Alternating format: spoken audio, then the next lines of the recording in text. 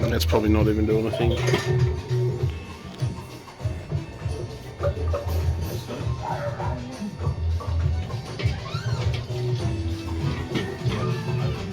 What'd you have to do? Push down on your foot.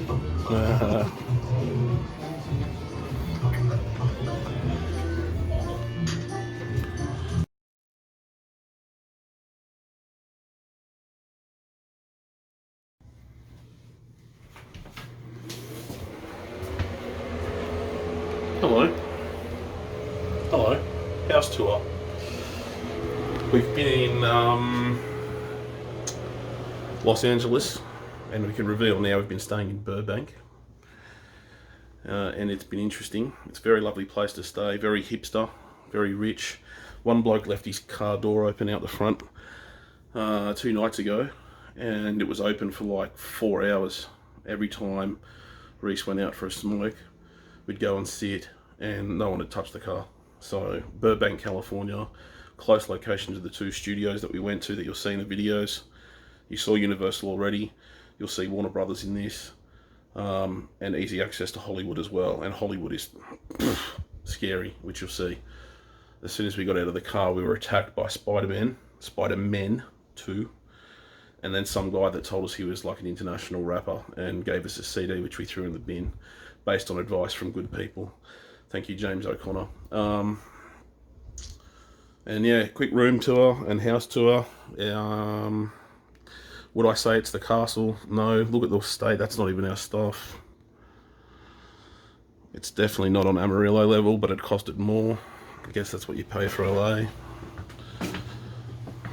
Reese's room. He hasn't even used the bed because it sucks. Laundry. Boggy. Worst part, this bloody shower. Look at the direction that points.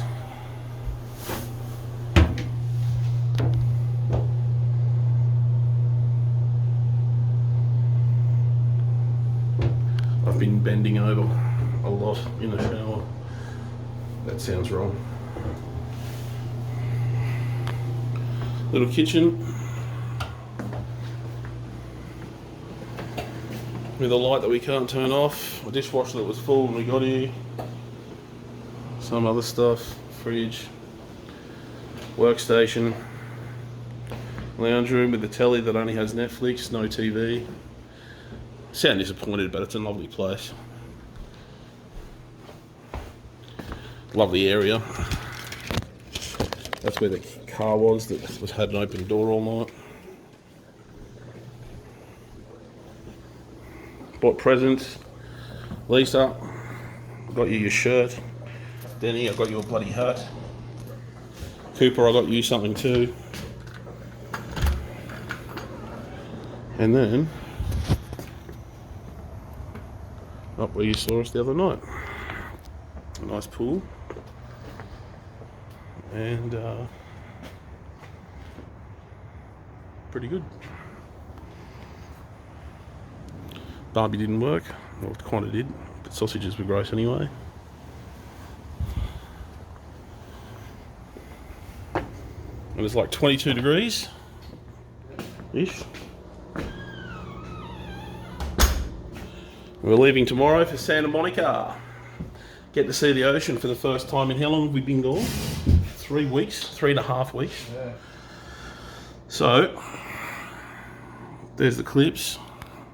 Now it's time to edit and put together our possibly second last video. See ya. Say bye, Reese. Bye, Reese.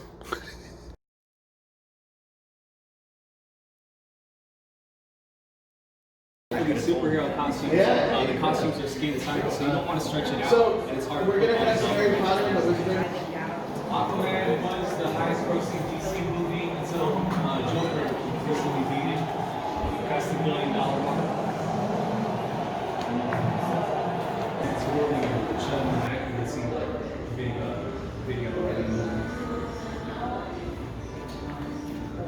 feel free to walk around and take a look at these costumes over here. It's like open lot policy. So any production company, any studio can direct from here. This is the biggest one, biggest prop house that is inside a major Hollywood studio as well. Even productions that are smaller, like student films or music videos, can come right from here as well. On the left side, all the samurai armor and these chandeliers were used in the opening scenes of Inception. And on the right side, all these paintings, You dickhead. to make it look more realistic, we'll paint on top of it with clear paint so you can see the brush strokes. And it's usually matte, so you don't see figures. Damn.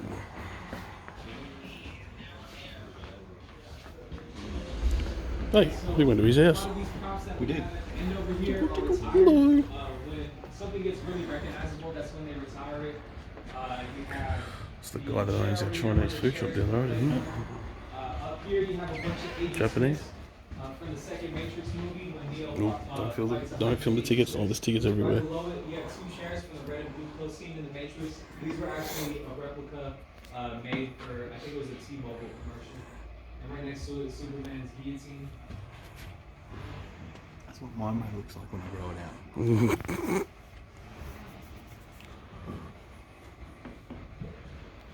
Pretty bloody cool, actually.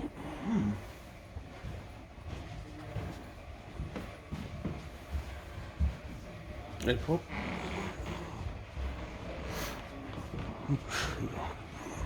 Oh, what's this? Oh, Well, Journey to the Mysterious Island. hmm. I was wrong. How long we could pretend. Oh, look at that. Hello, boys. Yeah, and they're replica chairs. No.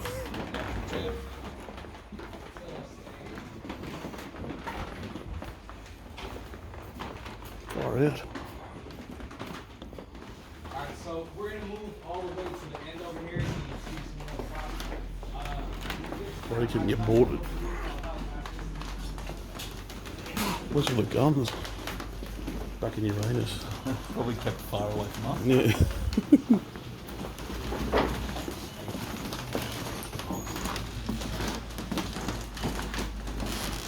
Been there.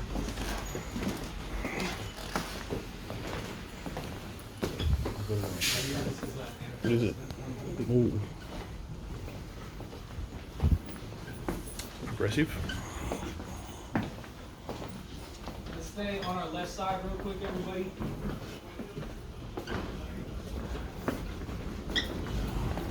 Going straight out, partner?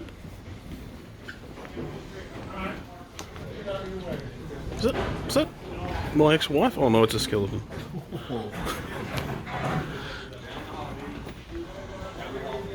Going up. You can do it easily. Wasn't there something from the rock or something back there? There's something there. I missed it. Something about the rock. These newspaper stands used to make Gotham City in a place like Venice.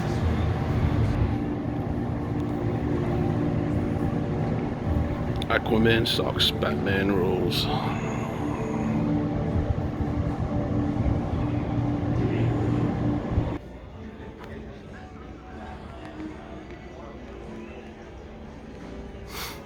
In the last few years, I have done Syriana, The Town, and Argo, and Man of Steel. On Argo, I had boards of the White House staff, the State Department, CIA. What are the looks See, that's all me. of these segments, and trying to keep everybody very specific and keep everybody to have their own sense of that area that we were in. Like if you had two people that looked exactly the same, they may not go well in the scene if they're right next to each other. Because you'd be going, wait, was that the guy that did this or was that the guy that did that? It's very confusing. So I have to constantly look at the whole picture.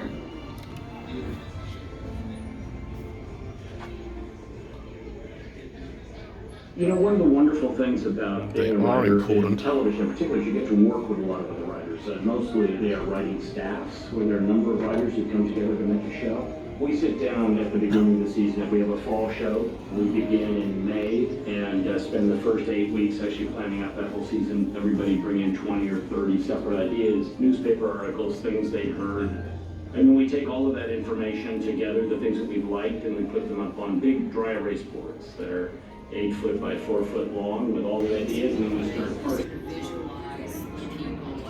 Tell me something blue. I start with actually paper, and it's very intimidating those first moments, those first hours actually. My name is Stuart Craig, and I'm the production designer on the Harry Potter films. The production designer is responsible for the setting for each scene, and also designing and building the sets. My name is Nathan Crowley. I'm a production designer. I always start with just trying to find some themes that might run through. So I'll often just take each scene and try and put it in story order and try and find visuals that connect. Each production designer is different. They approach it differently. I started in 1937, 38 as a teacher.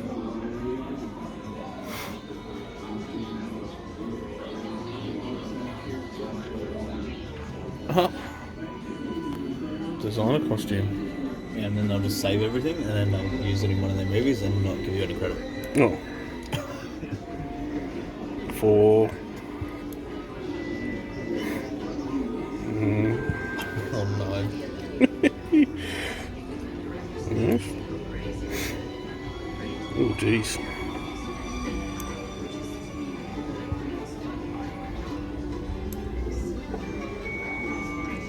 Oh, jeez. It's a bit rude.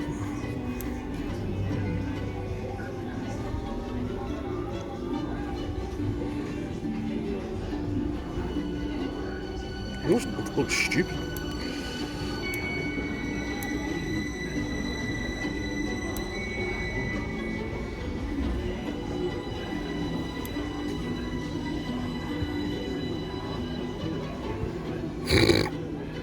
There you go.